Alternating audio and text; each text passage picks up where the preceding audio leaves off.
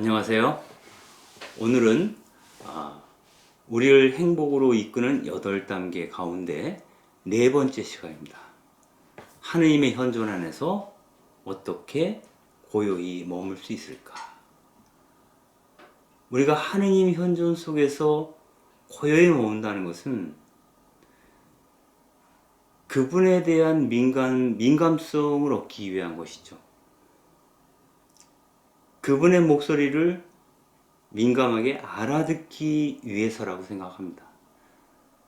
우리가 우리의 의지대로 사는 것이 아니라 그분의 의지대로 내가 움직여질 수 있으려면 그분이 나를 어느 방향으로 인도하시는지, 그분의 손가락이 어느 방향을 가리키고 있는지 유심히 살펴볼 줄 알아야 된다고 생각이 듭니다.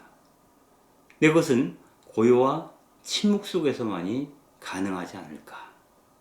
얼마 전 강의에서 까렐로 까르토스사님이 얘기하신 그 번잡한 도시 한가운데에서 자기만의 광야를 마련할 줄 알아야 한다, 이런 얘기를 했습니다. 즉, 광야라고 하는 것은, 또 사막이라고 하는 것은 많은 은수자들이 하느님과 밀월 관계를 맺었던 바로 그러한 공간이죠. 그래서 어찌 보면 내가 지금 하던 일들을 잠시 멈추고 그분을 한번 돌아보는 그러한 시간을 가질 만한 여유가 없다면 우리는 그리스도인으로서 열심히 산다고 하지만 결국 그분의 뜻과는 어긋난 방향으로 살아갈 가능성, 이런 것도 역시 열려있다라는 생각이 듭니다. 그래서 문득 그분에 대해서 찬찬히 생각해보는, 또 우리가 생각하지 않고 가만히 앉아 있어도 그분이 내 안에 스며들어올 수 있는 그러한 어떤 그 특별한 시간들, 또 어떤 그 특별한 장소, 아마 이런 것들이 우리에게 요청될 수 있겠다라는 생각이 듭니다. 또한 우리가 어떠한 일을 얼마나 많이 성취하느냐에 따라서 그분께 선택되느냐 선택되지 않느냐를 가름할 수 있는 것이 아니라 우리가 어떠한 마음으로 그분 가까이 있으려고 하는가, 또 그것의 결과로서의 어떤 실천, 그것의 결과로서의 어떤 삶, 그런 것만이 정말로 그분께서 우리에게 바라시는 그러한 어떤 그 사랑의 요청이 아닌가.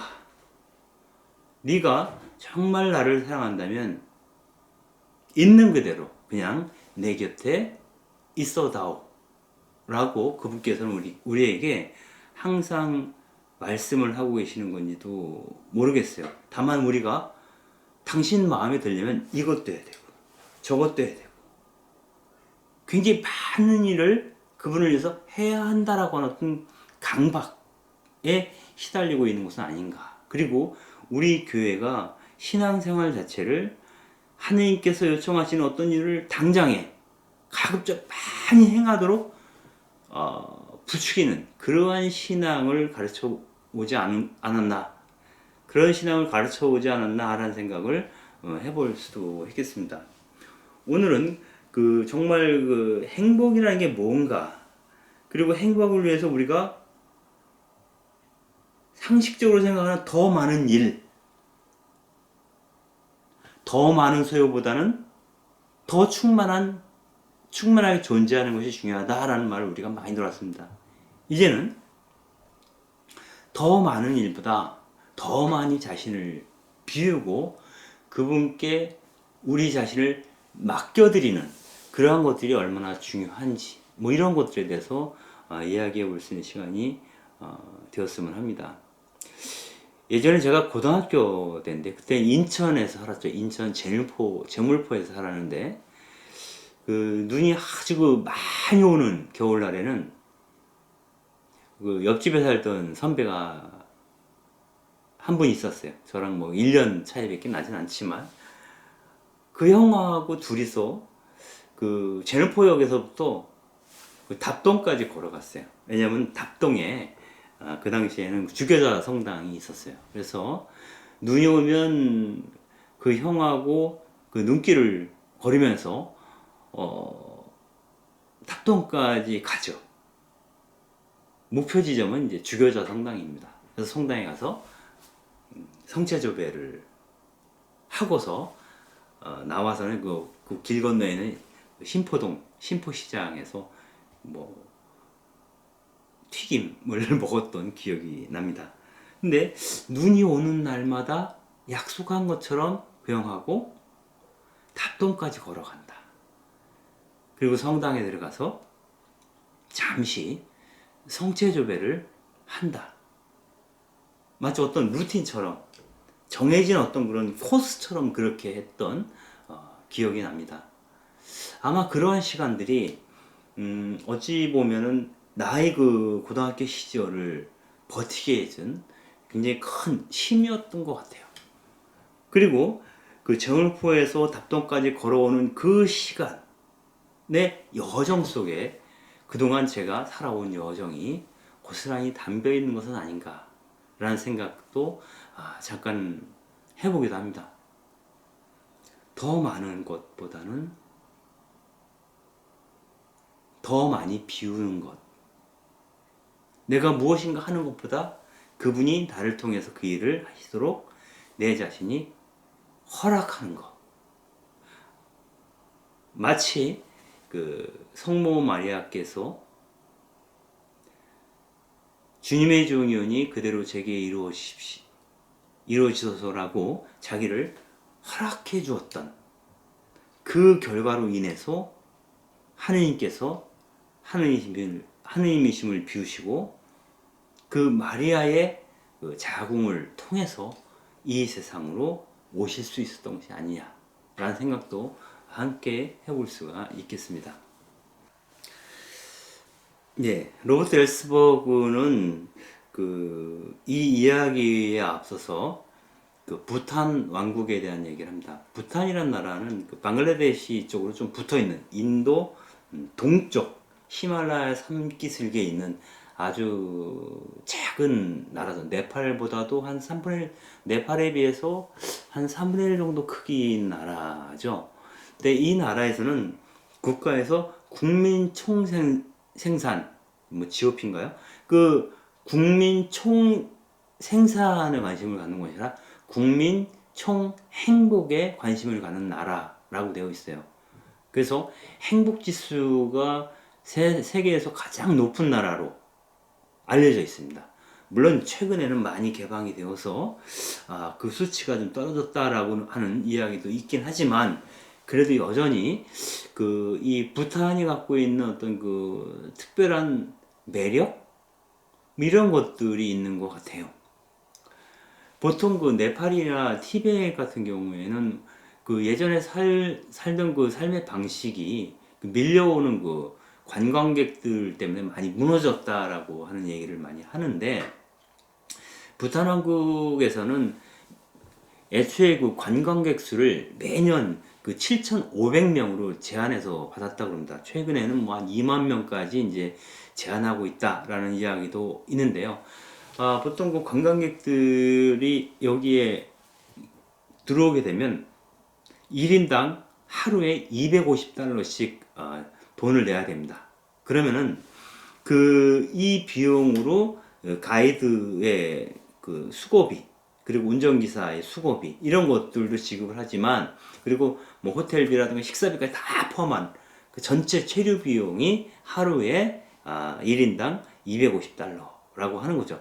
좀 다소 비싼 감도 있습니다. 근데 이분들은 이 관광객들이 마음대로 자기 마음대로 여기저기 다니는 게 아니라 가이드를 따라서 일정하게 정해진 코스를 따라서 관광을 하도록 되어 있습니다. 이것은 뭐냐면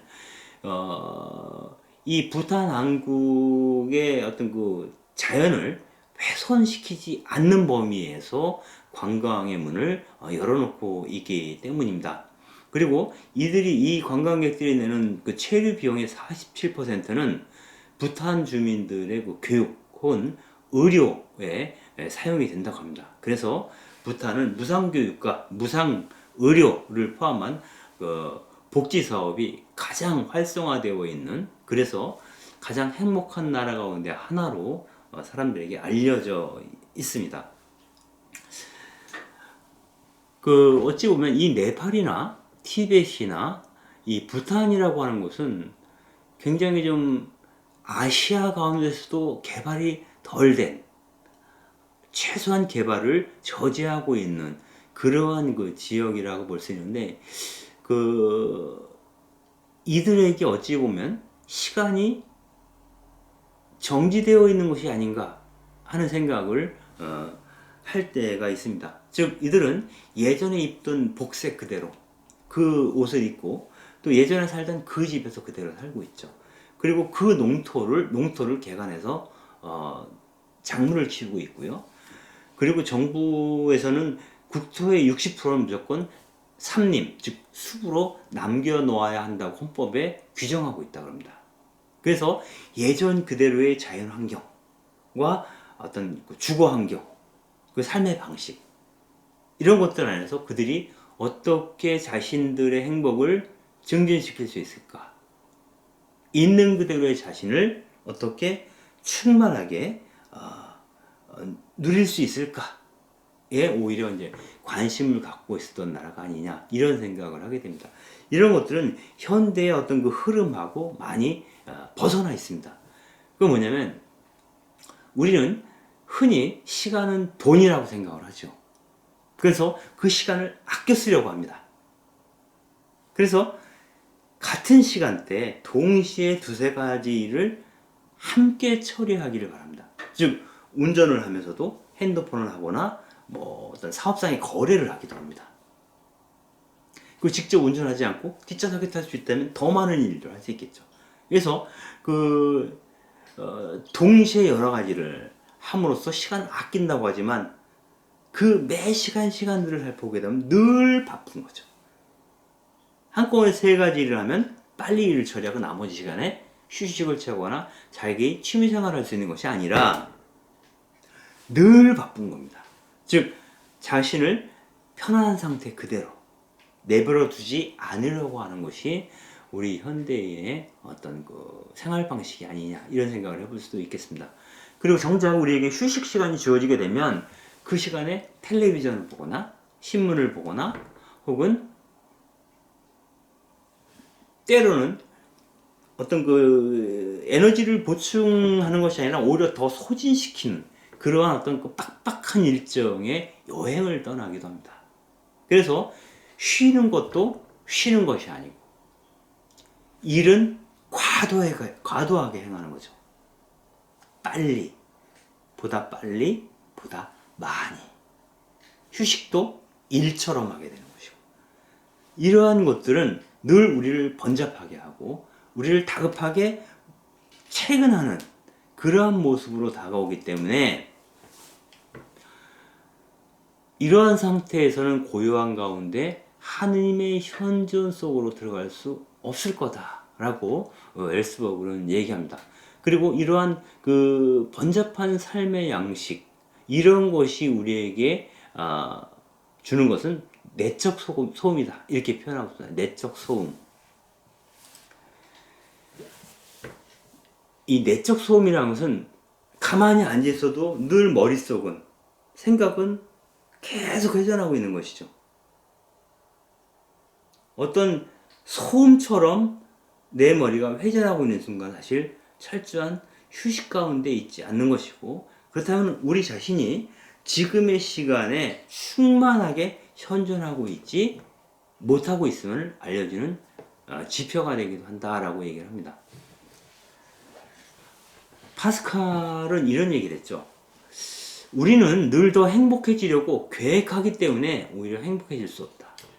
행복을 계획하기 때문에 우리는 행복해질 수 없다는 거죠. 우리가 흔히 불멍 때린다, 이런 표현을 쓰는 게 있습니다. 즉, 모닥불 펴는 그냥 가만히 앉아서 멍하니 불구경하는 것, 이 불멍 때린다고 하는데, 그런 것만 아니라 저희 어렸을 때 보면은 학교 운동장에서 점심시간에 놀다가 이 개미들이 막 운동장 나무 밑에서 막 움직이는 것을 가만히 지켜보고 있었던 그런 시간들이 있었습니다. 이렇게 특별한 목적이 없이, 의도 없이, 계획 없이,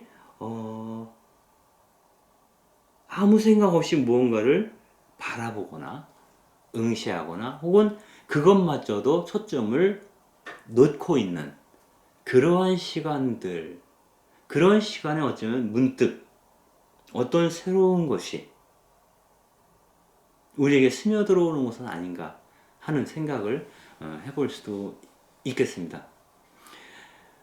우리는 끝없이 그 일을 찾는 속성이 있다라고 얘기를 하는데, 그것은 아마도 침묵 자체를 두려워한다기보다는 그 침묵 속에서 자기 자신과 함께 있어야 한다는 것에 대한 두려움이 아닌가라고 파스칼은 이야기를 합니다. 즉, 우리가 홀로 있는 그 고독의 순간에 내 자신의 내면과 대면하는 것을 회피한다라는 의미입니다. 우리가 피정을 가거나 성체 조비실에 앉아 있거나 불멍을 때릴 때 문득 내가 왜 이렇게 살고 있는 거지? 라고 질문하게 되죠. 이렇게 살아도 되나? 이게 뭐지? 평소에 하지 않던 질문들을 자기 자신에게 던지곤 합니다. 아마 이러한 것들, 그 질문을 자기에게 던졌을 때 내가 해줄 수 있는 답변이 있어야 돼요. 나의 그 내면에서. 근데 그 답변이 없어요. 많은 경우에. 글쎄라고 말하는 것이 너무 두려운 거죠.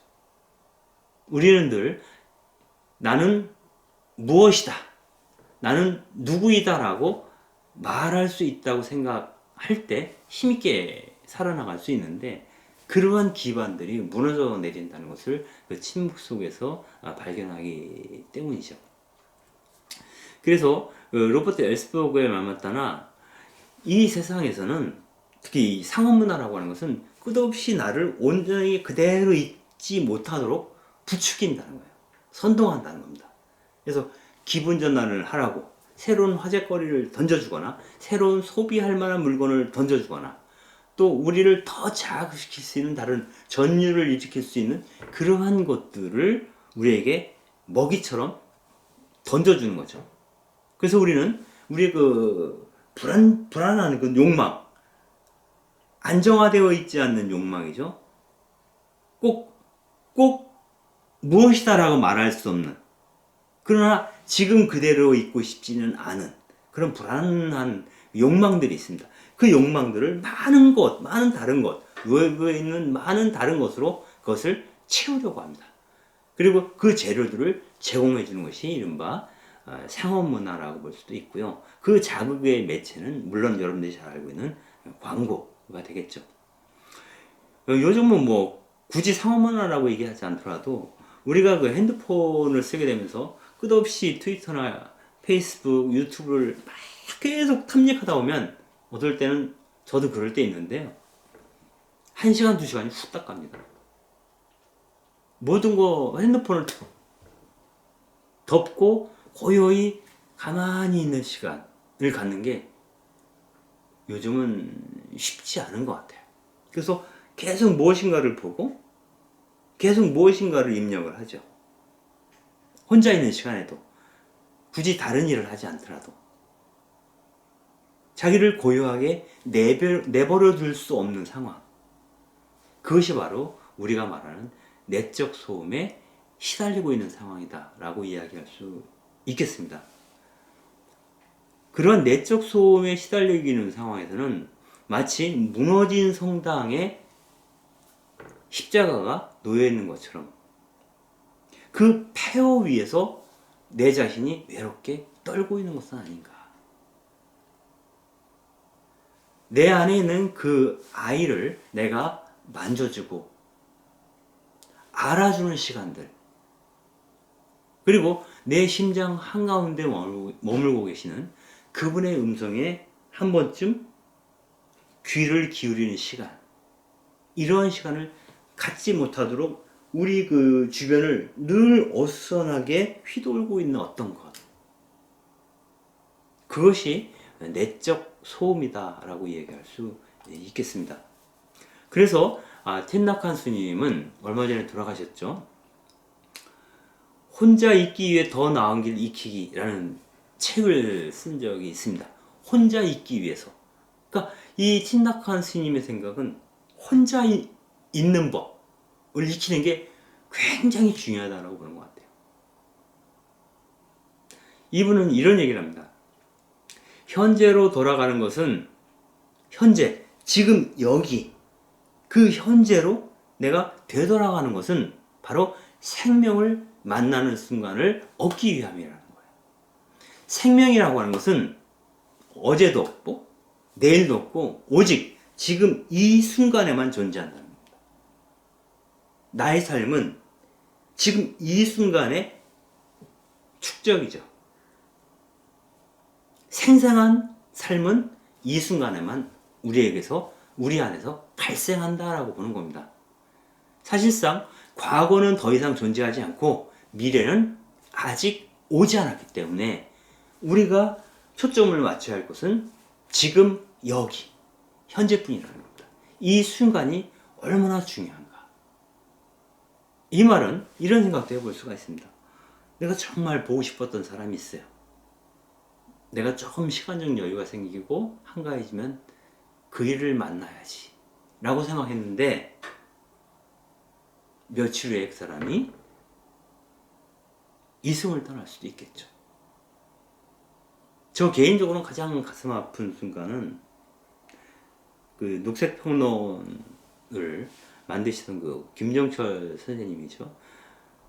그분은 뭐 1년에 한두 번 정도 이렇게 배웠는데 언제 배워도 늘 어떤 친밀감, 저를 이게 가깝게 느끼게 해주셨죠. 그래서 늘 그분이 곁에 없어도 늘 가까이 있다라는 생각만으로도 굉장히 좀 가슴이 따뜻해져 오는 그런 걸 느끼곤 했는데 오늘 문득 돌아가셨죠. 백사실격에서 넘어지셔가지고 갑자기 돌아가셨어요. 그때 제가 생각을 했죠. 시간을 좀 내서 마음이 생기면 바로 연락해서 그분을 만났어야 했어. 그분이 가시기 전에 한 번쯤은 더 봐야 했지 않았을까? 이런 후회들이 있어요. 그래서 많은 사람들이 그런 얘기를 하긴 하지만 누군가 지금 보고 싶은 사람이 있으면 바로 연락해서 보라는 거예요. 다음은 없다. 다음은 없다. 내일은 아직 오지 않았기 때문에 다음은 없어요. 그 다음에 환경이 무엇이 어떻게 될지 아무도 모르죠. 그러므로 지금 그리운 사람들을 그리워하고 지금 보고 싶은 얼굴을 찾아가 만나는 것이 얼마나 중요한가. 저 역시 지금 코로나 상황에서 매번 생각만 하고 놓치는 그런 인연들이 있죠. 조만간 그이들을 한번 찾아봐야지 라고 거의 하루 걸로 생각하는 것 같아요. 근데 정작 발걸음을 띄지 못하고 있어요. 틴나칸 스님의 말씀대로 한다면 그래? 그럼 지금 봐. 지금 그리로 가렴 이라고 그분께서는 말씀하실 것 같아요. 중요한 것은 지금이야. 네가 마주치고 있는 그 찰나, 그 순간만이 실제인 거야 라고 이야기하시는 것 같습니다. 틴나칸 스님은 이어서 이런 얘기를 하죠. 부처가 된다는 것, 해방이 된다는 것, 깨달음을 얻는다는 것, 평화를 누린다는 것, 기쁨을 발견한다는 것, 행복하다는 것, 이런 것들은 지금 이 순간에만 우리가 발견할 수 있는 것이다. 그리고 모든 생명과 만남은 바로 이 순간에 일어나고 있다. 곧 우리의 약속 장소는 우리가 그들과 그 공간과 그 시간과 맺은 우리들의 약속, 그 약속 장소는 바로 지금 이 자리라고 이렇게 얘기합니다. 지금 이 자리에서 내가 기쁘지 않다면 나의 기쁨이란 없는 거라는 거죠. 지금 이 순간 만나고 있는, 지금 이 순간 떠오르고 있는 그 사람을 사랑하지 않는다면 사랑은 사실상 없는 거라고 틱낙한 스님은 우리에게 이야기를 하고 있는 것 같습니다. 지금 이 순간이 영원한 시간이라고 하는 것을 깨닫지 못한 사람들이 늘 시간과 공간을 옮겨 다니고 여기서 저기로 움직이고 있다라고 이야기하시는 분 중에 한 분이 성 베네딕토 성인이죠. 이분은 이 수도원에다가 저 수도원으로, 저 수도원에다가 또 다른 수도원으로 옮기는 그런 순회 수도승, 즉 수도원을 옮겨 다니는 그런 수도성들을 두고 이렇게 꾸짖죠. 그들은 어떤 결단을 내리지, 여기야라고 결단을 내리지 못하고 자기 취향에 따라, 여기는 이게 마음에 안 들어. 이건 좋은데 이건 마음에 안 들어. 또 이 수도는 이거는 내 마음에 꼭 드는데 저게 좀 마음에 걸려. 라고 하면서 끝없이 자기 취향에 따라 움직이는 불안정한 사람들이라는 거죠.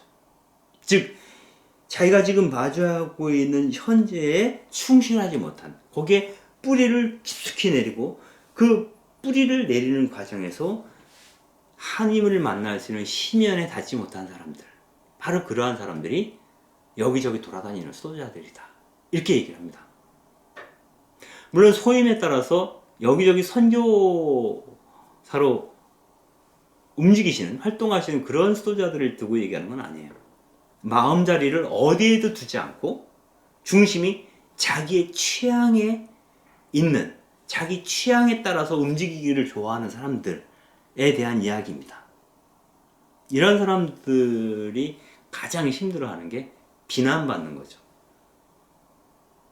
어떤 그 장상으로부터 비난을 받거나 잔소리를 한마디 들으면 견디기 힘들죠. 더구나 자기 형제들이나 자기보다 신참들이 당신에 대해서 뭐라고 얘기를 하면 덜컥 화를 내죠. 오랫동안 수행을 했다라고 하는, 수행체에서 수행을 했다라고 해도 소용이 없어요. 왜?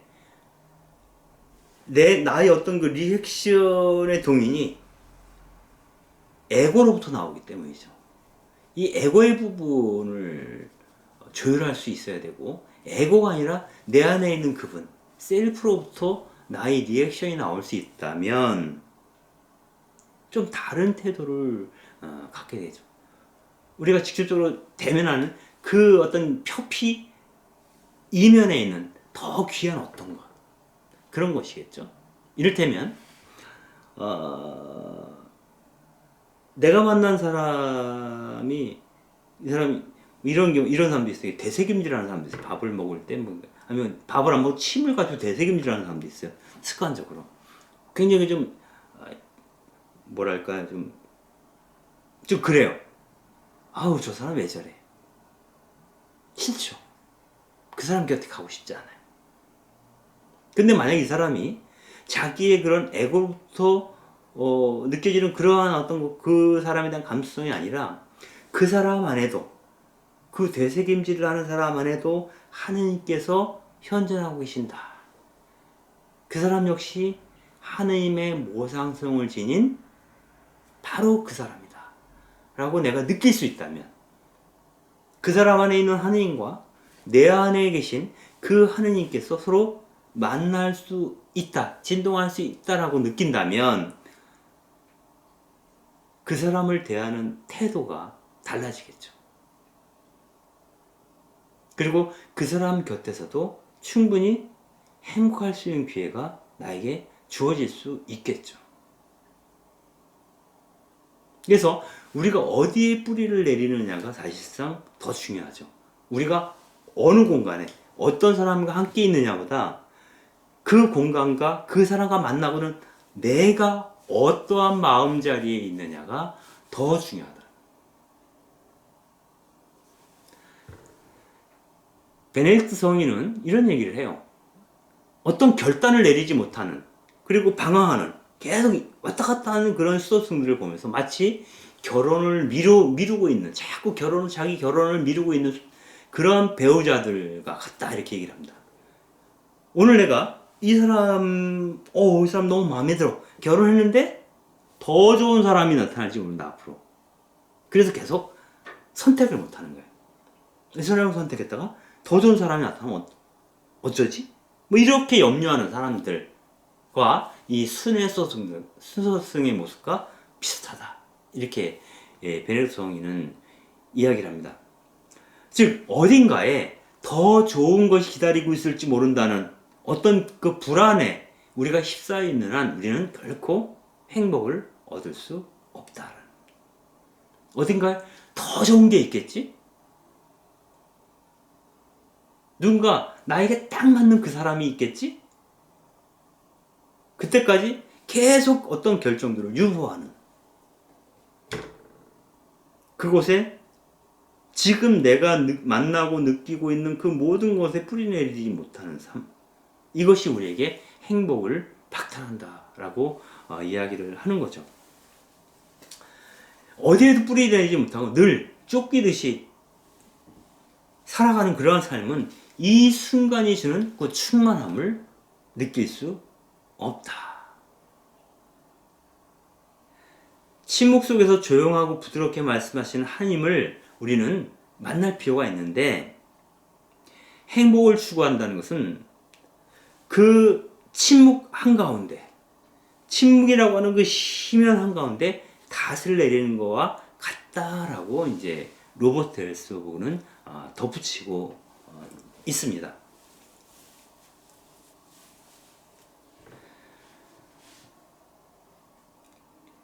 이런 거 있어요. 가끔 그 명상을 하거나 이런 걸 하다 보면은 가만히 앉아 있잖아요. 그럼 온갖 잡념이 떠오릅니다. 그리고 온갖 그 뭐랄까 그 온몸이 다 간질간질해. 여기도 간지럽고 여기도 간지럽고 막 온몸이 다 간질간질해. 그래서 막 긁고 싶어요. 그럴 때 막 긁고, 그죠? 하고 내가 왜 이러지? 세수하고 이런 것이 아니라 그걸 그대로 견디는 시간. 가만히 그것을 생각이 들면 들고 나도록 놔두고, 간질거리면 지금 여기가 간질거리고 있구나 라고 생각하면서 그냥 그대로 놔두는 그 견디는 시간, 그 시간이 일정한 정도 지나고 나면 내 안에 어떤 뭐라고 할까요? 이런 무념무상이라는 표현도 쓰는데, 그런 거창한 표현 말고 아무 생각이 없어질 때가 있어요. 언제 그랬냐는 듯이. 그걸 굳이 말한다면 내적 평화라는 말을 쓸 수도 있을 것 같아요. 아마 그때 그분과 조용히 만날 수 있겠죠. 어쩌면 그가 기도 중에 있다면. 그러한 깊은 시면에 다다르기 위해서는, 그분을 만나는 깊은 시면에 다다르고 그분을 만나 행복하려면 기다리는 시간, 좀 더 정확히 말한다면 견디는 시간들이 필요하다는 거예요. 호불호를 따지지 않고 이 순간을 견디어내는 시간, 그런 것들이 우리에게 행복으로 가는 길을 열어줄 수 있지 않을까? 라고 로버트 헬스버그는 이야기하고 있는 것 같습니다. 오늘 이 시간에는 이 얘기를 할 때 주로 헨리 나웬의 경험을 통해서 얘기를 할 겁니다. 여러분들 그 헨리 나웬이 쓴 그 책이 여러 권이 있는데, 그 중에서 유명한 책 중에 하나가 제네시 일기라는 게 있습니다. 즉 헨리 나웬이 제네시 수도원에서 7개월 동안 수도생활, 한시적인 수도생활을 해요. 그때 시작부터 끝까지 일기를 쓰죠. 솔직하게 자기의 경험들을 일기로 남기게 되는데, 그것이 나중에 그 책으로 이렇게 나오게 되죠. 그 헨리 나웬이 왜 제네시스 돈으로 갔을까? 이 사람은 그 네덜란드 출신의 영성 작가라고 보통 소개를 하는데, 미국의 노틀담 대학 그리고 예일 대학, 나중에는 하버드 대학에서 교편을 잡았죠. 영성 심리학, 심리 상담 뭐 이런 것들을 가르쳤어요. 물론 예일 대학에서는 뭐 마르코 복음 뭐 강해라든가 이런 그 복음서를 갖고 강의를 하기도 했는데, 주로 어떤 그 영성과 관련된 그러한 것들을 연구하고 그런 것들을 학생들에게 가르쳤던 그런 사람이죠. 그리고 명상의 씨앗이나 이런 책으로 굉장히 유명한 작가로서도 명성을 날리게 되죠. 특히 미국 사회 안에서는 이 대학 교수라고 하는 것은 특별한 직업입니다. 그리고 이 사람은 카톨릭 사제였죠. 미국 사회라고 하는 것이 개신교가 주류였는데, 비주류에 속하는 카톨릭 사제가 개신교 대학인 예일 대학에서 강의를 한다. 사목에 대해서, 심리학에 대해서. 이게 대단한 것이었고, 예일 대학에서는 특별히 학생들로 또 엄청난 인기를 얻었어요. 물론 하버드대에서는 굉장히 힘들었지만. 그래서 이른바 헬렌 나웬을 얘기를 한다면은, 카톨릭 교회 안에서, 네덜란드 교회에서는 거의 금수저에 해당되는 사람이죠. 어떤 특별한 어려움이 없었던 것 같아요. 그리고 일찍 명성을 날렸고, 또 어떤 연구 논문을 쓰지 않아도 교수직을 유지할 수 있다라고 하는 조건으로 미국을 건너갔던 사람이죠. 그런데 그렇게 살아왔던 생활에 대해서 굉장히 어떤 그런 근본적인 질문들을 하게 돼요. 이렇게 살아도 되나? 내가 하느님에 대해서 강의를 하지만 내가 정말 하느님을 만난 적이 있는가? 지식과 경험의 괴리에서 어떤 큰 갈등을 일으키게 된다. 그래서 그 문제를 풀기 위해서 라틴 아메리카도 가서 여러분들이 잘 아시는 해방신학자인 구테레스를 페루의 리마에서 만나죠. 그때 나중에 구테레스가 그렇게 얘기를 합니다. 당신은 여기 있을 사람이 아닙니다. 당신 나라에 가서 우리 라틴 아메리카의 군사정권의 어떤 그런 군사정권 아래서 고통받는 대중에 대해서 미국 시민들한테 얘기해 주십시오. 당신의 역할은 그겁니다. 이 가난한 사람을 같이 사는 것이 아니라. 그래서 이런 얘기를 듣고 나중에 다시 또 미국으로 돌아오게 되는데, 이 사람이 이런 마치 홍수가 져서 노아의 방주가 그 바다 위를 표류하듯이 표류를 하는 거예요. 그 방주 안은 굉장히 안전하지만 방주 안에 머무는 거에 대해서 불안했던 거예요. 칭송과 명성을 받으면서 그 안에 머무는 거에 대해서 정말 중요한 것 하나를 놓치고 있는 것은 아닐까? 이런 의문을 갖게 된 것 같아요. 그래서 1974년 6월 1일 뉴욕주에 있는 제네시 트라피스트 스토어로 들어가게 됩니다. 여기 사진이 이제 트라피스트 스토어 본관 사진입니다.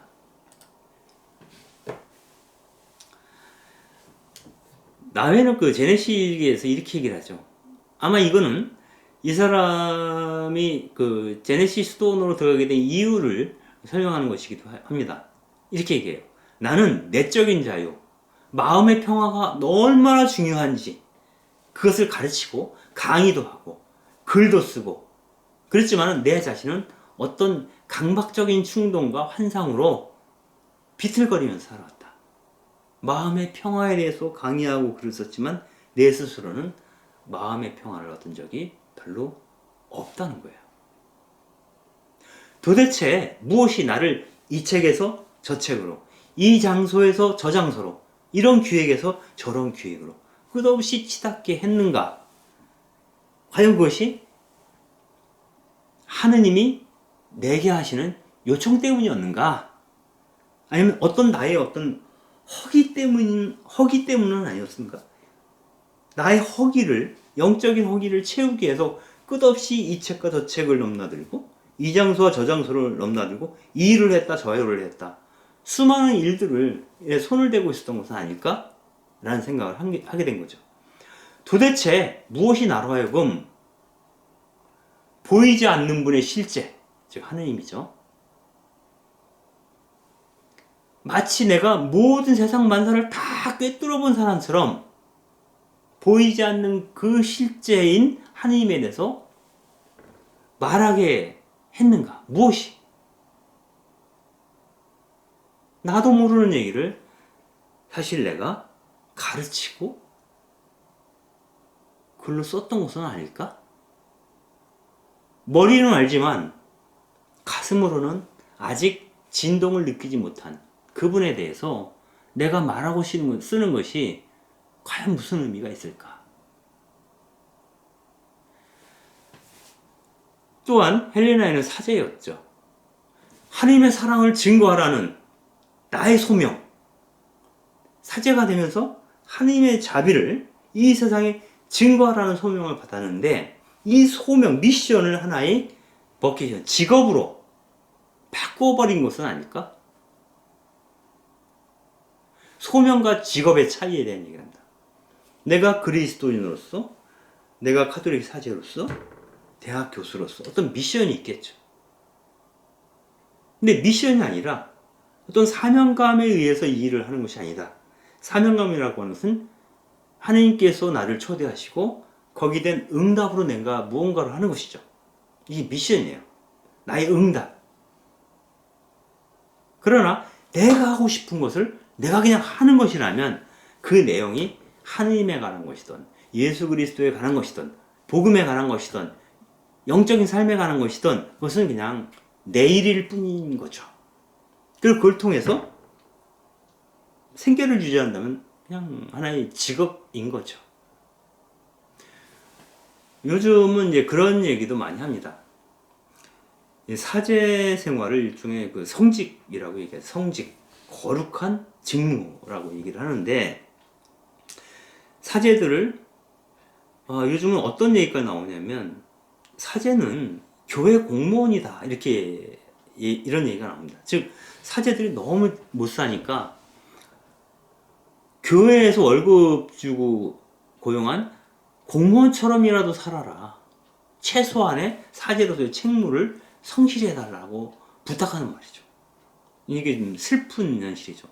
사실은 교회 공무원으로서의 사제를 우리가 기대하는 건 아니고 하느님의 부르심에 응답하는 예언자로서 그리고 교회 직무 안에서 거룩함을 나누는 그러한 사제들을 우리는 기대를 하죠. 그러나 그것이 제대로 이루어지지 않는다라고 판단되면 공무원들이 하듯이 기본적인 책무라도 제대로 해주렴이라고 얘기하게 되죠. 이건 굉장히 교회 안에서 슬픈 현실이다라는 생각이 듭니다. 특히 이것이 나이가 많으신 그런 사제들 보다도 젊은 사제들 안에서도 이러한 경향이 많이 나타나는 걸 보면 참 여러 가지 생각을 많이 하게 합니다. 이어서 남해는 그렇게 얘기를 하죠. 자기는 하느님과 함께 있기보다는 하느님에 대해서 이야기하는 걸 좋아한다. 하느님과 함께 있는 것, 즉 하느님 현존 안에 머무는 것보다는 하느님이 이런 분이라고 말하기를 더 좋아했던 것은 아닌가 라고 고백을 합니다. 이 문제를 풀기 위해서 사실은 나웬이 제네시스 스톤에 들어온 건지도 모르겠어요. 이를테면 그런 거죠. 나는 기도에 관해서 글을 쓰느라고 너무 바빠서 기도할 시간이 없다. 기도에 대해서 쓰느라고 글을 써야 하기 때문에 너무 바빠. 기도에 대해서 강의를 해야 돼서 너무 바빠. 그래서 기도할 시간이 없어라고 말하고 있는 건 아닌가. 더 중요한 것이 어떤 수단적인 도구적인 것에 의해서 밀려난 거죠. 그랬을 때 나에게 오는 것은 영적인 갈증, 영적인 허기라는 생각이 들어요. 그래서 그 허기를 채우기 위해서 더 많은 일들을 찾아가죠. 침묵 속으로 잠겨드는 것이 아니라, 그래서 의식적으로 자기의 생활의 환경을 침묵 가운데 있도록 밀어 넣은 것이 바로 제네시 스톤의 헬리나 웬이 머무는 바로 그 시간들이었다라는 생각이 듭니다. 이를테면 헬리나 웬과 마찬가지로 토마스 머튼도 비슷했어요. 토마스 머튼에 대해서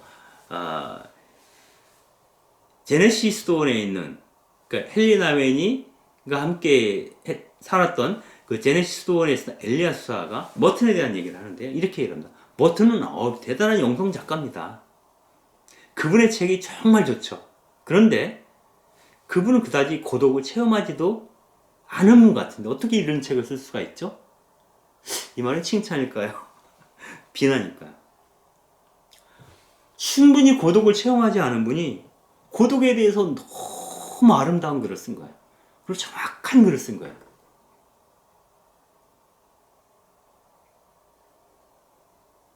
이것은 하느님께서 머튼의 재능을 빌렸던 것이 아닌가?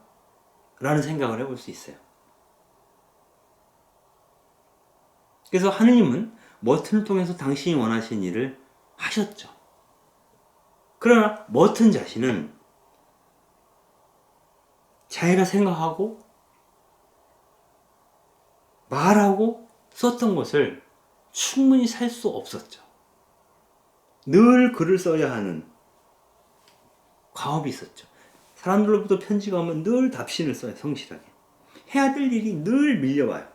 머튼 역시. 그리고 머튼이 그 7층산이라는 책 때문에 아주 유명해지죠. 그 후로 머튼을 찾아오는 손님들이 많아요. 그러니까 그 손님들 접대하느라고 고독할 틈이 없었던 거죠. 그 이런 어떤 그런 고독에 대한 지향과 또 현실적인 번다 속에서 계속 갈등했던 사람이 머튼이죠. 머튼 역시 이 상황을 너무나 잘 알고 있었어요. 그래서 나중에는 더 트라피스트 수도회보다 더 봉쇄 수원에 가까운 이 까르투시안, 그 아주 엄격한 규율을 강제하는 독수 생활, 즉 고독한 수행을 요구하는 이 까르투시안 수도회로 옮길 생각까지도 나중에 하게 됐죠. 그래서 머튼이 결국은 이제 옮기지는 않았지만, 아무튼 머튼이 갖고 있었던 어떤 딜레마, 하느님의 현존 안에 깊이 들어가서 침잠하고 싶었으나 나를 내버려 두지 않는 세상, 그 세상에는 수도원도 포함되어 있어요. 수도원에서도 머튼에게 많은 요청을 하죠.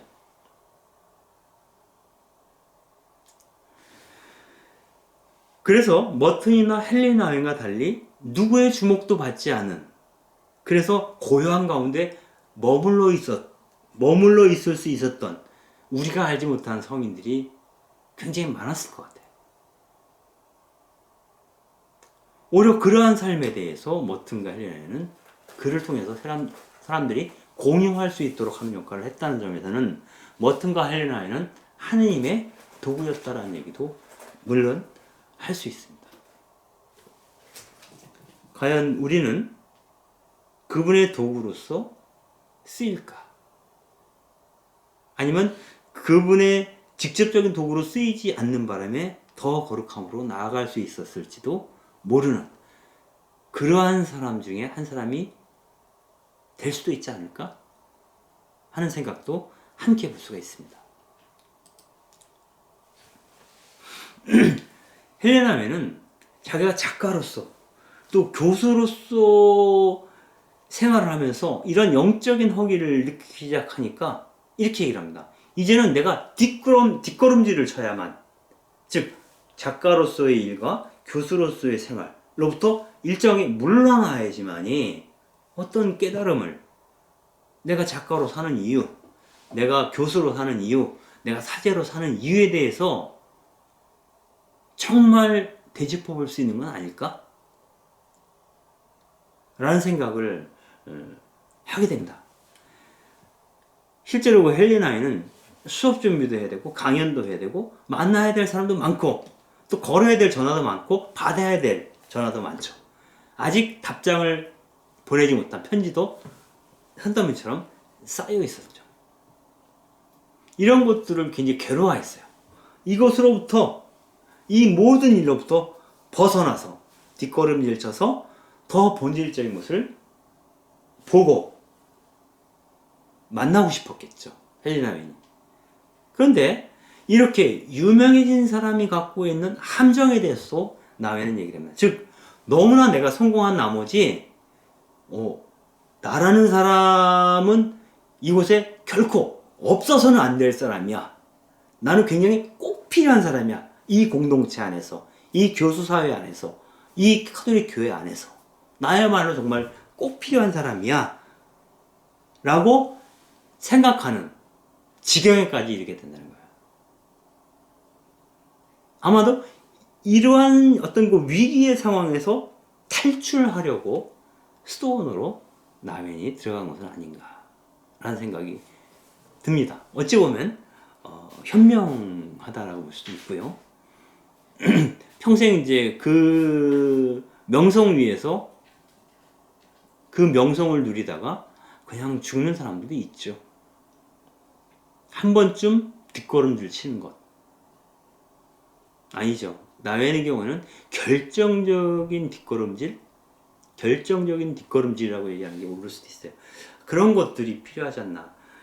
사실상 제가 이번에 60이 됐거든요, 나이가.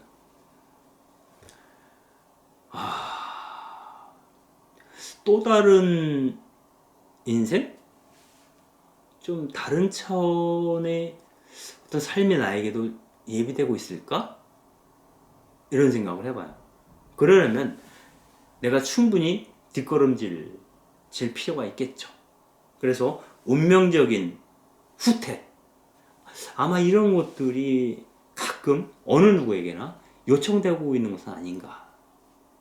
이제는 내게 주어진 과제를 수행하는 것보다 내가 바라봐야 될, 궁극적으로 바라봐야 될 어떤 지점을 보기 위한 시간, 아마 이런 시간들을 갖는 게 필요하지 않을까? 그렇게 해서 뭔가 좀 충분히 내려놓아야 하지 않을까? 이런 생각을 좀 해봅니다. 나회는 이러한 갈등에 빠져 있으면서도 이런 얘기를 합니다. 사람들이 나에게 어떤 것을 너무 많이 요구하고, 강의를 해달라, 뭐 책을 써달라, 뭐 그러면 왜 그래, 바빠 죽겠는데 나도 내 시간이 필요해 라고 불평하면서도 누군가 나에게 어떤 일을 요청하지 않으면 이것 좀 해주세요 라고 얘기하지 않으면 마음이 불편한 거예요. 그리고 언제 이 답장을 다 쓰지? 라고 고민하면서도 우편함이 정작 텅 비어 있으면 왠지 내가 버림받은 것처럼, 사람들의 기억으로부터 사라진 것처럼 외롭고 쓸쓸하다, 슬프다 라는 감정에 빠지기도 했다고 합니다. 헬리나는 마찬가지죠. 따뜻하고 지루한 그런 그 강의 일정 때문에 초조해하면서도 이걸 언제 준비해서 강의를 하지? 정작 강의해 주십시오라고 초청이 없으면 내가 이제 인정을 받지 못하는구나 라는 생각에 실망하게 되는 거죠. 즉, 텅 빈 사무실을 동경하면서도 텅 빈 사무실, 여기서 텅 빈 사무실은 나에게 외부로 주어지는 일이 하나도 없이 비어진 상태를 뜻하는 거겠죠. 그런 텅 빈 사무실을 바라면서도 실제로 그런 날이 올까봐 나는 굉장히 두려웠다. 정신없이 많은 일을 하고 있지만 정작 일이 없는 것을 두려워하는 거예요. 왜? 내적인 자아와 직면하게 되는 거죠. 그것을 두려워했는지도 몰라요. 앞서 말씀드린 것처럼. 그리고 이 모든 일이 그분의 초대에 대한 나의 응답이라기보다는 나의 존재감을 느끼기 위한 일이었을 수도 있어요. 그러므로 그 일이 사라지는 순간 내 존재감도 사라질까봐, 내 존재감도 사라질까봐 괜히 두려운 거죠. 이제 나는 쓸모없는 인간이야. 쓸모없는 인간이야라는 고백이 바로 연결되는 것이 나는 쓸모없는 인간이야. 그러므로 나는 존재할 이유가 없어. 까지 갈 수도 있어요. 아주 대단한 일을 많이 한 사람일수록 더욱 그런 상황에 봉착할 가능성이 크죠. 헬레나 웬이 그런 사람이었다는 겁니다. 이처럼 헬레나 웬은 일과 타인과의 관계, 나는 사랑받고 싶어. 외로워지기 싫어. 많은 이들과 관계를 맺고 싶어. 그리고 일을 통해서 나의 존재감을 증명하고 싶어. 증명받고 싶어. 이런 모든 것들이 애착의 문제인데, 이러한 것들이 자기에게 얼마나 큰지, 그로 인해서 내가 얼마나 불안정한지에 대해서 경험하면서 내 삶이 아주 깊은 곳에 닷을 내릴 수 있는 그러한 곳은 없을까? 이러한 불안정한 어떤 심리 상태에서 벗어나서 그런 일들이 없어도, 그러한 사람들이 없어도 나 자신 스스로 충분히 충만함을 느낄 수 있는 그러한 곳에 내 영혼의 닷을 내리고 싶었던 것 같아요. 그래서 그동안 하던 일들을 일단 접고 평소 존경하던 요한 에우데스 밤버거 신부가 대수도원장으로 처음 부임한 그 제네시 트라피스트 수도원에 들어가기로 마음을 먹습니다. 이 그 밤버거 신부는 적어도 헬레나 웬이 보기에 자신이 어떤 얘기를 해도 잘 들어줄 수 있는 경청자, 좋은 경청자였고, 또 나를 이끌어줄 수 있는 안내자, 그리고 내 얘기를 좋은 조언을 줄 수 있는 상담자, 이처럼 나의 필요를 잘 이끌어줄 수 있는 지도자라고 생각을 했던 것 같습니다. 그래서 이 제네시스 수도원에 들어간 거죠. 이 사진은 제네시스 수도원 그 성당에 있는 그 감실 사진입니다.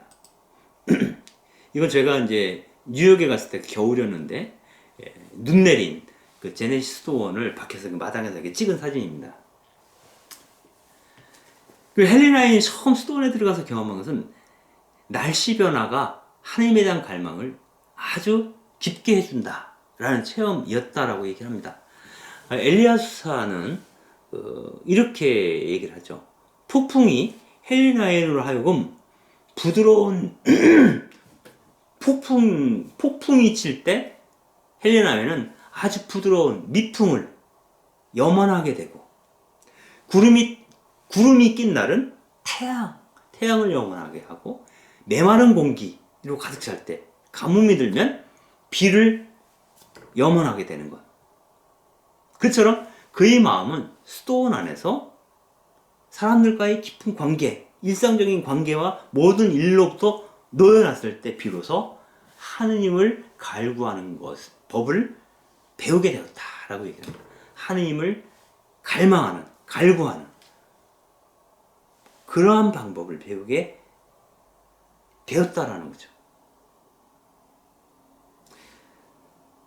우리가 내 자신의 힘으로 무언가 하기를 포기할 때, 그래서 바닥에 완전히 거꾸로져서 넘어졌을 때, 모든 기력을 소진하고 더 이상 일어날 수 없다, 이젠 일어날 힘이 없어 라고 엎어져 있을 때, 비로소 엎어진 나를 밟고 그분께서 내 손을 잡아주신다 라는 얘기를 예전에 그 이현주 목사님께서 그 시에서 그런 이야기를 하신 적이 있어요. 내가 기진한 그 자리에서 그분이 나를 밟고 일어나신다, 이렇게 얘기를 합니다. 그래서 우리가 내가 할 수 있는 일은 이제 더 이상 없어라고 접을 때 그분이 내 안에서 나를 통해서 활동하기 시작하신다 라는 거죠. 모든 일을 다 접었을 때, 일과 관계로부터 내가 벗어났을 때 비로소 그분을 우리가 문득 얼핏 아 저분이라고 보게 되는 건 아닐까? 라는 것이죠. 엘리야스는 이어서 이렇게 얘기를 합니다. 항상 날씨가 맑고 햇빛이 내리쬐면 그 햇빛조차도 하느님의 선물이라고 하는 것을 우리가 잊어버리게 된다는 겁니다.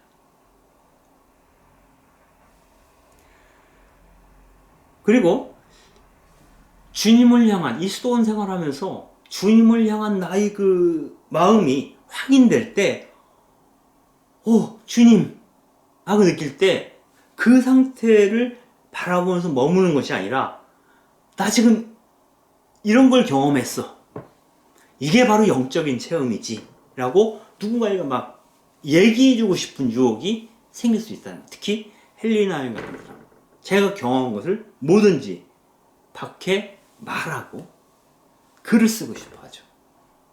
그래서 이 자기가 보고 듣는 모든 경험하는 것들은 글의 소재이며 이야기, 강의의 소재로서만 존재하는 거죠.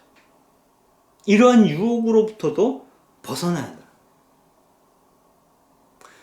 저 역시 이제 강의도 하고 글 쓰는 사람이기 때문에 가끔 어떤 것을 보거나 느끼게 되면 메모를 하기도 해요. 간단하게. 아니면 사진을 찍죠. 우리가 요즘은 핸드폰으로 사진을 잘 찍으니까 뭐 어디 가면 그 광경을 응시하고 즐기는 게 아니라 끝없이 사진에 담아두기 위해서 분산하게 움직이는 나 자신을 발견하기도 해요. 저거 찍어놔야겠다. 나중에 쓸 때 있을 거야. 제가 지금 경험하는 것을 충분히 충만하게 자기 몸으로 그대로 받아들이는 시간을 갖지 못하는 거죠. 그것을 그 거룩한 순간조차도 대상화시키는 거죠. 사진을 찍으면서 대상화시키는 그러한 작업에 들어갑니다. 아마 헬레나 웨인이 스스로 경험했던 또 절망했던 지점이 바로 그런 지점들이 아니었을까 라는 생각이 들어요.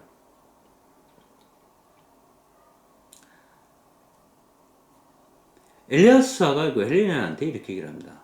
그런 모습을 보면서 주님에 관해서 당신이 어떻게 이야기를 해야 될지 걱정하지 마라. 주님에 대해서 당신이 어떻게 글을 쓰고 어떻게 말해야 될지 걱정하지 말아라. 그냥 당신은 주님께서 당신의 마음 안으로 들어오시도록 허용만 하면 그분이 당신한테 할 말을 잔잔히 알려주실 것이다. 중요한 것은 그분이 내 안에 들어와서 사시도록 하는 것이지 그분에 대해서 내가 어떻게 이해하는가가 아니라는 거예요.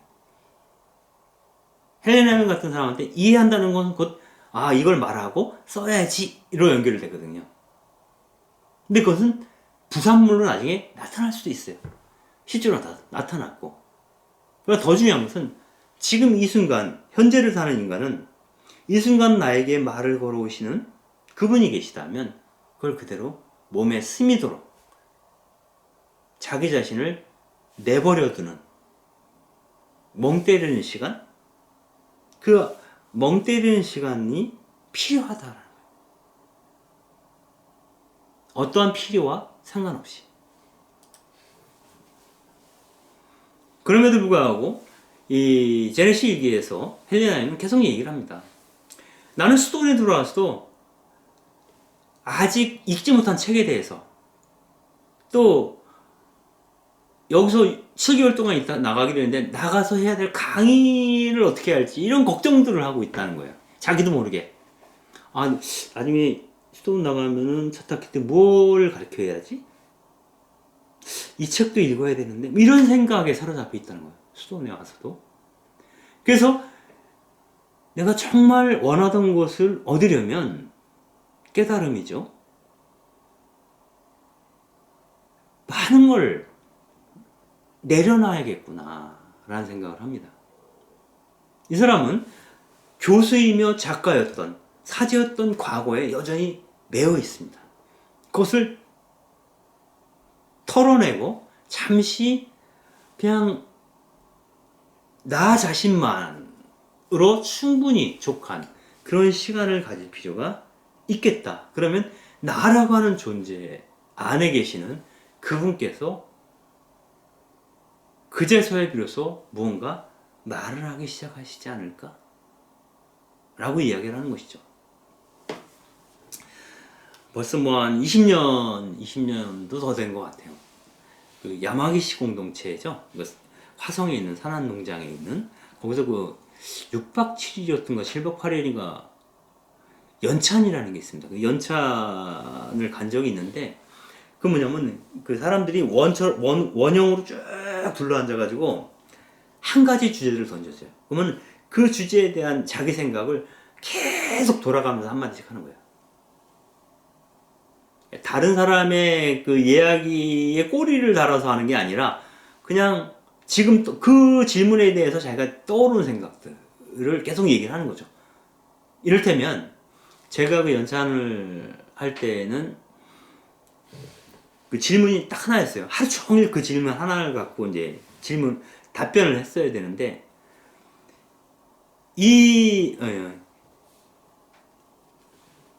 이것은 당신 것입니까? 저희가 거기 올 때 가방을 갖고 오지 않습니까? 이 가방은 당신이 가져온 그 가방은 당신의 소유입니까? 라고 묻습니다. 그러면 당연히 내 거죠. 왜? 돈 주고 샀으니까. 나의 소유죠. 근데 다른 사람 얘기를 쭉 들어보다 보면 생각이 바뀌어요. 그래서 이렇게 얘기를 합니다. 그 다음에 내 소유가 아니라 잠시 빌려 쓰고 있는 것 같아요. 근데 그 똑같은 질문에 대한 답을 하루 종일 해야 돼요. 수십 번에 걸쳐서. 그 다음은 생각이 이랬다 저랬다 저랬다 이랬다 그래서 정말 소유라고 하는 개념이 무엇인지에 대해서 굉장히 농밀한 단계까지 의식이 깊어져요. 근데 이 연찬에 앞서서 그 진행하시는 분이 던지는 말이 있습니다. 뭐냐면 이곳에 들어오기 전에 여러분들이 가졌던 모든 것을 제로죠. 제로 위에 내려놓으십시오 라고 얘기를 합니다. 당신이 교사였던, 당신이 노동자였던, 당신이 농부였던, 또 어떤 뭐 사업가였던 그런 모든 자기의 어떤 그런 이 계급장이라든가 경험들, 내력들 이런 모든 것을 접어두고 아무 생각 없이 그 질문에만 집중하라는 거예요. 그래야만이 정말 나는 이 세상에 대해서, 내가 함께하는 사람들에 대해서, 내가 소유한 물건들에 대해서 아주 근본적인 사고를 시작할 수 있게 될 거다라고 하는 것 같아요.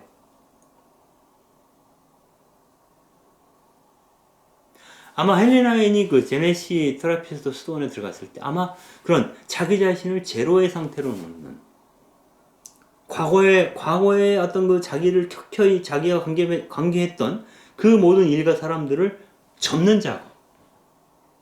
처음엔 의식적으로 시간이 지나면 무의식 안에까지 침투할 수 있도록 허용하는 그러한 것들이 필요하지 않았을까? 라는 생각을 해보게 됩니다. 실제로 헬레나 웨인이 수도원에 들어와서 생활하는 것은 아주 단순하죠. 수도 생활이라는 건 아주 단순해요. 보통 그 하루 일과가 새벽 2시에 시작해요. 2시에 일어나서 처음 기도를 하면서 시작을 하죠. 그리고 체조를 하고 밤 기도를 하고 아침에는 목공소나 빵공장 오전에는 작업을 하죠. 그리고 오후에는 공부나 묵상을 하다가 저녁 7시경에는 다음날 또 생기 있는 하루를 맞이하기 위해서 자게 됩니다. 즉 새벽 2시에 일어나고 새벽 2시면 아주 사실 칠흑 같은 밤에 하루가 시작이 됩니다. 그리고 초저녁에 잠을 자요. 그래서 수도원의 생활은 굉장히 반복적인 거죠.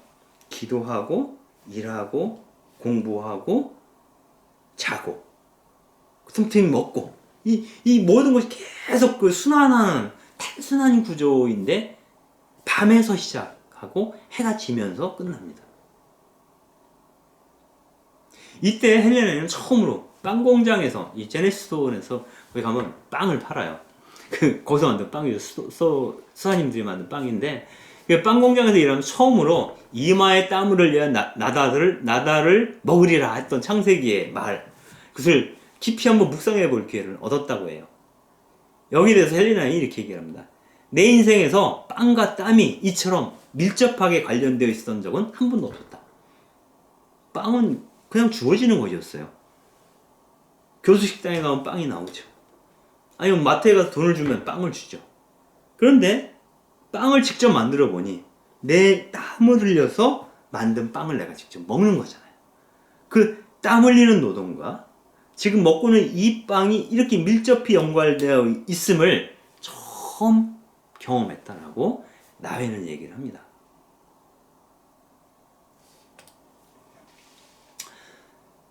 그런데 이 수도 생활이라고 하는 왜 새벽 2시부터 시작하는가? 그것은 그 침묵에 잠긴 대지 위에서 미풍처럼 감겨있는 하느님의 음성을 들으면서 하루를 시작하라는 그러한 장치가 아닐까?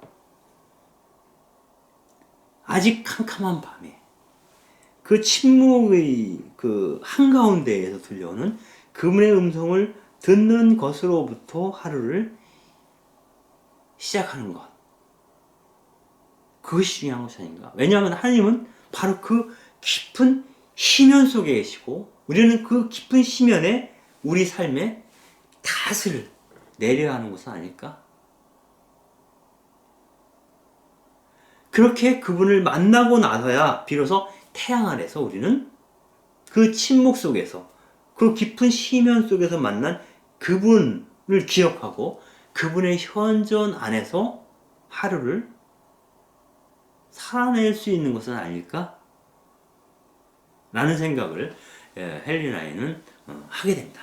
즉 하나님은 깊은 심연 속에 고독 속에 어둠 속에 바로 그 속에 현존하고 계시고 그 깊은 고독 속에서 침묵 속에서 만난 그 분의 현존 안에서 우리는 하루를 시작할 수 있으면 얼마나 좋을까 라고 생각하는 것이죠.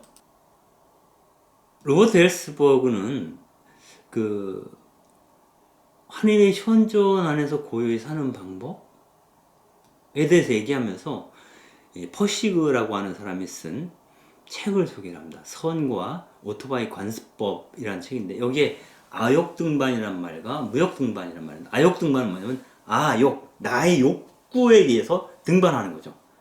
에고 클라이밍, 내 안에 있는 그 자아가 이끄는 대로 이제 등산을 하는 거고, 또 하나는 무욕 등반, 그러한 욕망마저 없이 등반하는 것. 이것을 셀프리스 클라이밍이라고 얘기를 합니다. 그래서 내가 등반하는 것과 나 없이 등반하는 것에 대해서 얘기를 합니다. 그러니까 어떤 사람들은 산에 오르면서 자기 몸의 상태나 상관없이 너무 빨리 올라가거나 너무 느리게 올라가는 사람들도 있죠. 그리고 말을 할 때 늘 조금만 더 올라가면 뭐가 있어. 여기서 한 몇 시간만 더, 몇 분만 더 올라가면, 몇 시간만 더 올라가면 뭐가 있지. 거기는 뭐 이래. 그래서 지금 자기가 서 있는 자리에 대한 얘기를 하는 게 아니라 지금 올라가고 있는 이 순간, 야, 여기 참 좋다. 여기서 보니까 저것도 보이네? 가 아니라 더 올라가면 뭐가 있어? 라고 얘기하는 거죠. 끝없이. 그런 사람들은 지금 여기에 있으면서도 여기에 있지 않는 사람이라고 퍼시그는 얘기를 합니다. 그는 이곳을 거부하고 이곳에 불만을 가지면서 오르막길을 더 올라가고 싶어 한다는 거예요. 그러나 막상 그 오르막에 오르면 또 그 오르막에 대해서 불만을 갖게 돼요. 왜냐하면 올라가고 나면 이미 그 자리는 내가 가야 할 그곳이 아니라 여기가 되어버려요. 올라와 보니 더 좋은 곳이 있어. 더 좋은 것이 떠오르는. 지금 여기 내가 오를 봉우리는 지금 여기인지도 몰라라고 말하지 않는 거죠. 끝없는 상승 욕구, 아니면 끝없는 이전 욕구라고 할까요? 여기서 저기로, 이 사람에서 저 사람으로, 저 공동체에서 이 공동체로, 이 책에서 저 책으로, 이 스승에서 저 스승으로 계속 헤매는 거죠. 와, 여기 지내다 보면 가끔 그런 분들 만나기도 해요.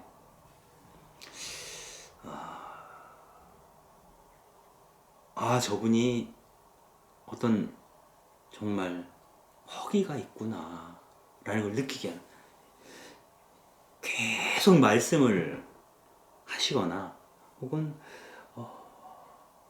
여기에 가도 계시고 저기에 가도 계시는 분이 있어요. 늘 저분은 뭐 하시는 분이시지? 이런 생각이 들 때가 있어요. 그럴 때 느끼는 게 어떤 허기 같은 게 있구나. 전국에 있는 피정센터를 순회하는 사람들도 있어요. 어떤 분들은 전국에 있는 성지를 다 가봐야지만 직성이 풀리는 분들도 있어요.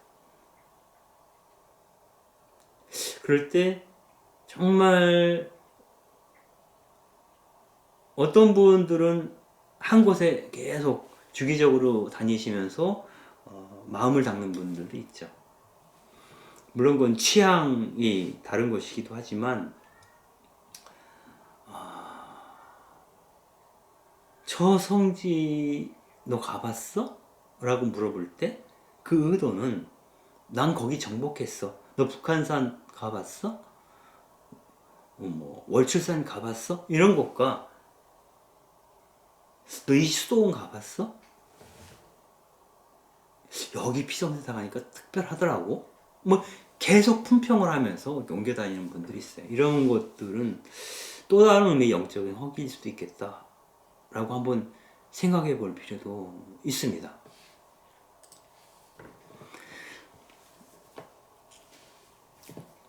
그 아욕 등반에 나서는 사람들은 이처럼 한 걸음 한 걸음이 육체적으로나 정신적으로 노역이 된다는 거예요. 왜냐하면 이 사람들은 여기를 가든 저 사람을 만나든 늘 허기를 채울 수 없어요. 그 목표가 항상 내가 갖고 있는 것 바깥에 있어요.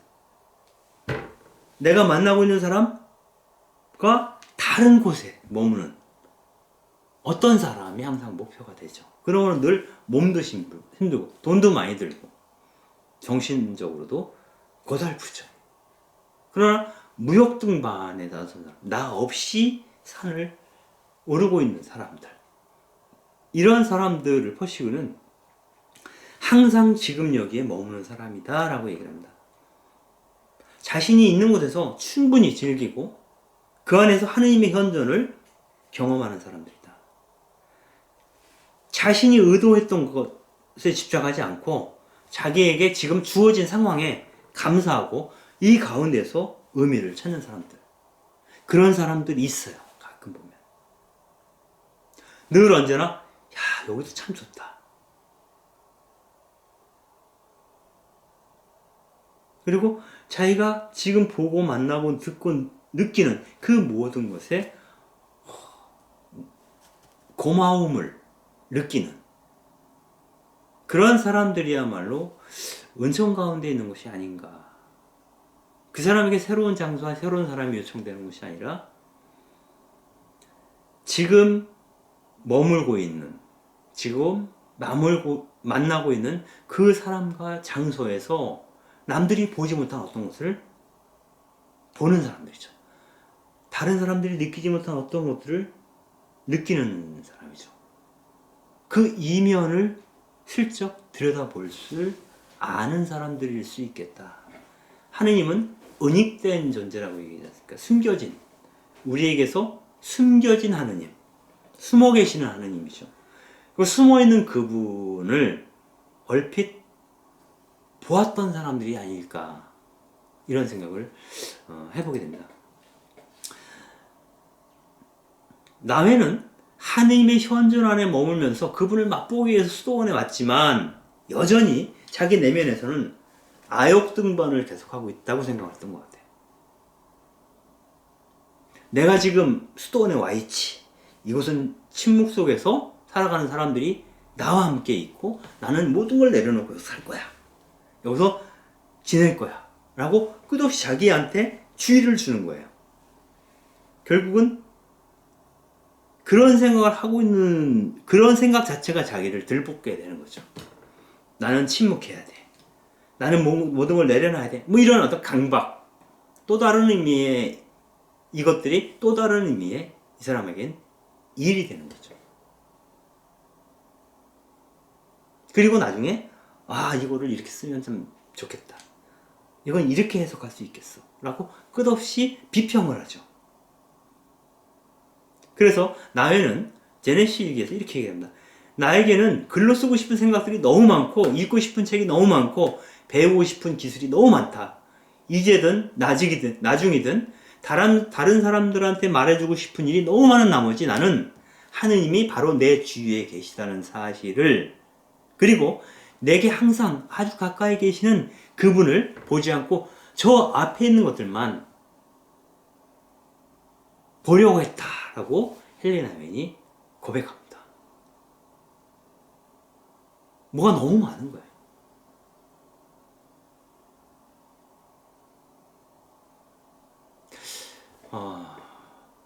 자기 존재감에 대한 확인을 하고 싶은 거고, 자기 자신의 언어와 어떤 일을 통해서 세상으로부터, 교회로부터, 광해 메꾸는 사람부터 사랑받고 싶은 갈증, 그 욕망을 너무 많이 느끼고 있는 것은 아닐까? 이런 경우는 어린 시절의 어떤 애정결핍과 연관해서 이야기하는 사람들도 있습니다. 그때 결핍된 것을 지금 나이가 들어서까지 보상받고 싶은 욕구, 그래서 누군가에게 친절하고 편지가 오면 늘 답장을 해야 되고 또 좋은 얘기를 항상 해주고 싶어하고, 또 그것이 그 사람 상대방의 원인을 살피는 게 아니라 내가 하고 싶은 얘기를 사실 하는 거예요. 내가 주고 싶은 선물을 끝없이 주는 거죠. 그 사람이 정말 원하는 선물이 무엇인가를 응시하는 것보다 내가 지금 이렇게 대단한 걸 주고 있어 라고 생각하는 것이 더 큰 거죠. 이런 것들을 아까 말씀드린 아욕등반이라고 얘기를 하는 것이죠. 바로 그 사람이 바로 나다라고 깊이 알고 있는 사람이 헬리나인이기도 했어요. 그런 점에서 헬리나인은 솔직하고 정직하고 겸손하죠, 사실. 나는 항상 영적 생활에 관해서 읽으려고만 하고 왜 그것을 실제로 생활하려고 하진 않았는지, 나는 왜 도대체 어떻게 된 인간이기에 영적 생활에 대해서 읽고 공부하려고는 하는데 그것을 살려고 하지 않는지 자기 자신에게 질문을 던지는 것이죠. 심지어 기도에 관한 독서를 하는 영신적인 일에서조차도 그 기도에 관한 독서를 주님을 찬미하는 통로로 삼지 않고 나중에 할 강의와 책 쓰기에 필요한 흥미거리를 메모할 기회로 삼고 있는지. 그러니까 나웬도 어쩌지 못하는 측면이 있는 거예요.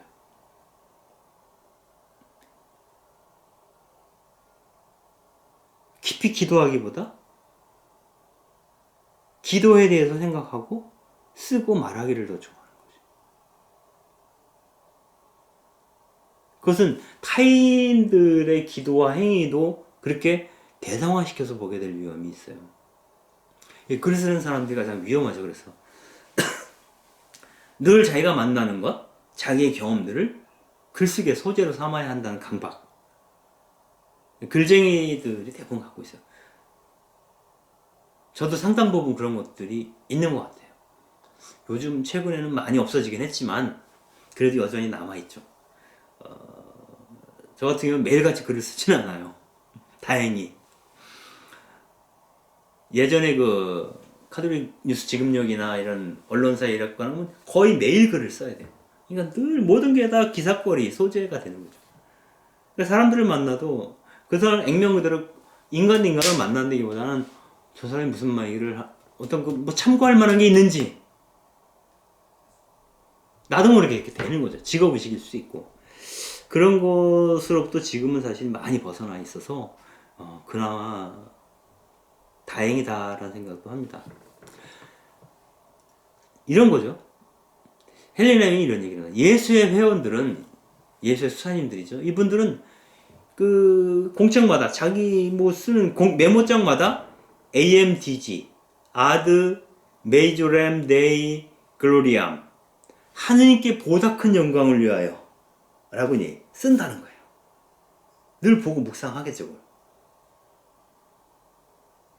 그런데 헬레나에는 예수회원들의 그 글귀를 보면서 나는 하느님의 영광을 위해서가 아니라 나 자신의 영광을 위해서 나 자신이 사실상 사랑받기 위해서 움직였던 것은 아닐까? 라면서 끝없이 나윈은 자책을 합니다. 결국 12월 25일 이 수도원 생활을 마무리하는 시점에 왔어요. 그때 나웨는 자신에게 수도원 생활을 허락해 주신 그런 하느님께 감사드린다는 말로 이제 인사를 드리죠. 그리고 12월 22일 주일에 나웨는 자신이 7개월 동안에 어떤 느낌을 받았는지를 나누는 그런 시간을 그 수도원의 다른 형제들하고 갖게 되는데 이 자리에서 이런 얘기를 합니다. 자기 어렸을 때의 기억을 떠올리면서 이런 얘기를 합니다. 내가 아직 어린아이였을 때 어머니는 늘 사랑하는 예수여 모든 것을 당신을 위하여 사랑하는 예수님 모든 것을 당신을 위해서 제가 하고 싶습니다 라는 간단한 기도를 나한테 가르쳤다는 겁니다. 헬레나는 스스로에게 엄마가 그렇게 가르쳤는데 이 기도는 아주 간단한 기도였지만 그 당시에는 알아듣기 어려웠다는 거예요. 예수님, 내가 나의 모든 것을 당신을 위해서 할 수 있도록 해주세요. 당신을 위해서. 그때는 알아듣기 어려웠다라고 얘기합니다. 그러면서 자신은 그동안 살아온 걸 쭉 돌이켜 봤을 때 이렇게 기도한 것은 아닌가. 어머니는 모든 것을 당신을 위해서 당신을 위해서 할 수 있도록 도와달라고 기도를 했지만 나는 일부는 당신을 위해서 하고 일부는 나를 위해서 이루어지도록 도와주세요라고 기도했던 것은 아닌가. 즉 하느님의 일과 나의 일. 오늘은 하느님을 위해서 이 일을 하고 또 나를 위해서는 이 일도 해야지 라고 무의식 안에서 그러한 시스템이 작동되고 있었던 것은 아닌가. 나의 일과 나에게 유익한 일과 또 내가 하고 싶은 일과 하느님께 사랑을 드릴 만한 존경을 표할 만한 일을 나누고 있었던 것은 아닌가라는 생각을 하게 됩니다. 그래서 자기의 삶은 사실 사제로서 완전히 자신을 봉헌하는 그런 삶임에도 불구하고 일종의 끝없이 하느님과 어떤 그 흥정, 타협을 해왔던 것은 아닌가. 이것은 당신 몫이고요. 이것은 이 정도는 제 몫을 띄워놓을게요. 라고 계속 하느님과 흥정하고 타협했던 것은 아닌가. 라고 이야기를 합니다. 분명히 나는 사제이지만 사람들이 나를 사제로서 좋아하지 않는다면 그들에게 나는 심리학자이기도 해. 라고 제시함으로써 나를 좋아할 수 있는 빌미를 던져주고 싶었던 것은 아닌가? 라는 얘기를 합니다. 즉 헬레나에는 끝없이 사랑받고 싶어하는 어떤 그 욕구? 이것이 굉장히 컸던 사람이에요. 그래서 내가 사제로서의 삶을 통해서 그들에게 사랑받지 못한다면 내가 심리학자로서 사랑을 받고 싶어. 아니면 적어도 나는 다른 건 못하지만 당신에게 답장은 써줄 수 있어. 기회가 닿을 때 나는 당신에게 꽃을 선물해. 뭔가 계속 자기 것을 사실은 내어주는 사람이기도 했어요. 헬레나는.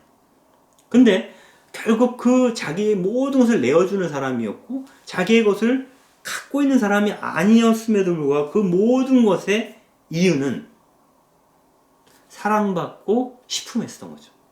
내가 그것을 주지 않아도, 내가 이런 사람이 아니어도, 저런 사람이 아니어도 저 사람들은 하느님께서 나를 사랑할 거야 라고 하는 그 고백을 하는 게 너무 힘들었죠. 그래서 헨리 나웬의 저술 가운데 가장 유명한 저술이 탕자의 귀환, 돌아오는 아들에 대한 이야기가 있어요. 그래서 집단한 그 탕자, 이 둘째 아들을 아무런 조건 없이 그대로 받아들이고 품에 안아주시는 그 아버지, 너는 이래서 좋은 아들이야 라고 얘기하지 않죠. 너가 이렇거나 저렇거나 너는 내 아들이야. 그 이유만으로도 너는 내 사랑을 받을 만한 자격이 있어 라고 얘기해주는 탕자의 귀환에 대해서 책을 쓰죠. 그것은 아마도 바로 자기 자신이 탕자로서 하나님께 전적인 사랑을 받고 있는 존재라는 것을 글을 쓰면서 확인하고 싶었던 것일 수 있어요. 그리고 더 근본적인 갈망은 나도 그분처럼 세상 사람들을 있는 그대로 끌어안을 수 있으면 좋을 텐데, 그거야말로 하나님의 자비가 온전하게 드러나는 일일 텐데 라고 생각하는 것이도 모르겠습니다.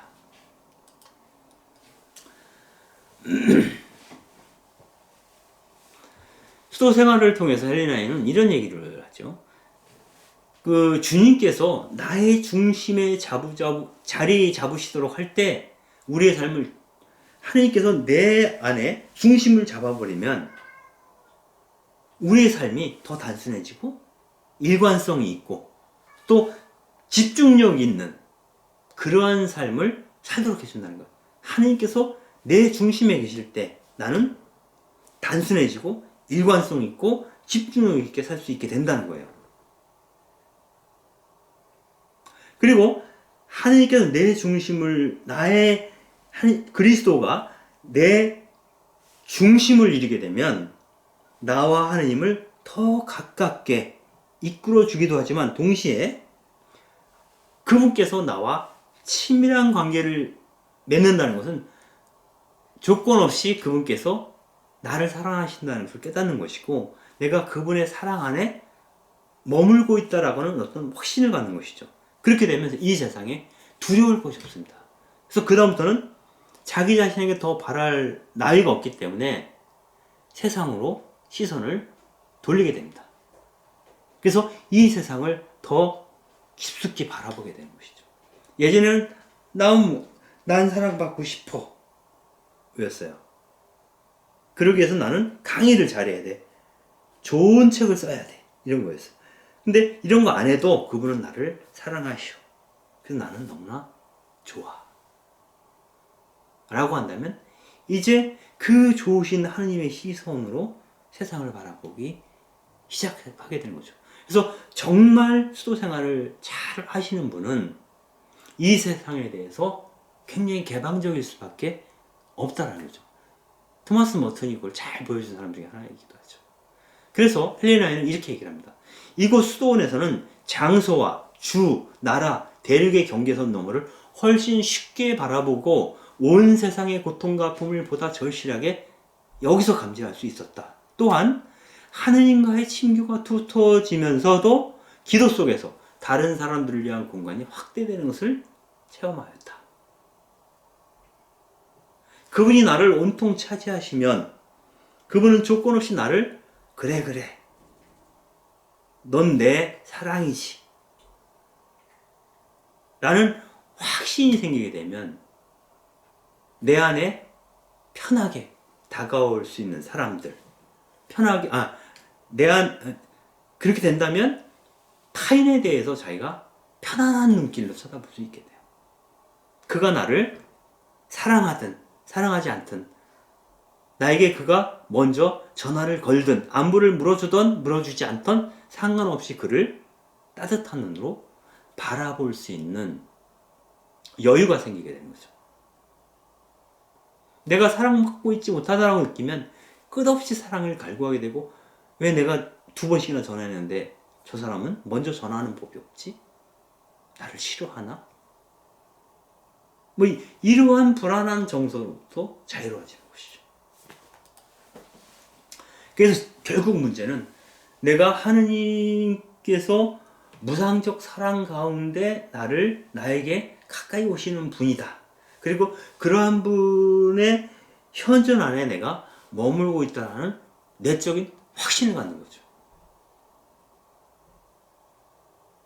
그것이 행복으로 가는 지름길이라고 로버트 엘스버그는 얘기하는 겁니다. 직접적으로 헬ena 웨는 수도원에 머물면서 자신의 경험을 이렇게 얘기합니다. 이 수도원에 머물면서 자기가 어떻게 행동하던 어떻게 지내던 어느 누구도 나를 비판하는 사람이 없었던 거예요. 그렇다고 나를 칭찬하는 사람도 없어요. 나를 비판하지도 않고 나를 칭찬하지도 않으면서 나를 있는 그대로 형제로서 받아주는 거죠. 그러한 경험을 하면서 이제 그들 앞에서, 그 형제들 앞에서 그 형제들의 인정을 끌어내기 위해서 악정고투를 하지 않아도 돼요. 내 삶과 투쟁하지 않아도 돼요. 어떤 성과를 내지 않아도 돼요. 그 형제들로부터 사랑을 끌어내기 위해서. 나는 나의 성공과 실패와 상관없이 더 훨씬 깊은 차원에서 내가 사랑받고 있다는 것을 체험했다는 겁니다. 그래서 그 형제들을 통해서 나를 비판하지도 나를 칭찬하지도 않지만 나를 형제로 안아주고 있는 그 수도원의 수하님들을 통해서, 그들과의 관계를 통해서 하느님과 더욱 깊이 접속할 수 있었다. 그분과 만날 수 있었다라고 헬ena 웨는 고백을 하는 겁니다.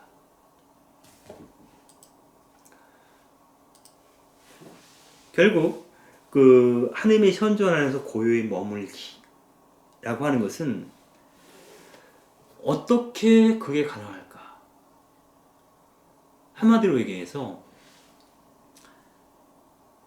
제발 지금의 나를 들볶지 말라는 겁니다. 지금의 나를 내 스스로가 들볶지 마라. 이걸 하라고. 여기서 성공해야 된다고. 그래야만 사랑받는다고 들볶지 말. 그냥 자기를 놓아주라는 것. 그리고 지금 이 상태에서 있는 그대로 그분께서 나를 사랑하신다는 것을 확신하는 겁니다. 그러한 확신은 나 자신으로부터 자유롭게 만들죠. 나를 나 자신으로부터 자유롭게 만든다면 이제 내 시선은 나 밖에 있는 사람들에게로, 이 세상에게로 향하게 되고 그들의 반응에 휘둘리지 않고 무언가 할 수 있게 되죠. 독방에 평생 틀어박혀서 자기만의 평정심을 유지하는 것이 아니라 충분히 사랑받고 있음에 대한 경험을 통해서 이 세상에 용감하게 대가 없이 사랑을 줄 마음을 갖게 되는 것.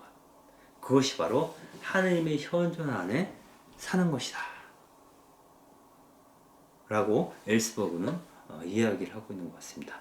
네, 오늘 강의는 여기까지입니다. 긴 시간 들으시느라고 고생하셨습니다. 감사합니다.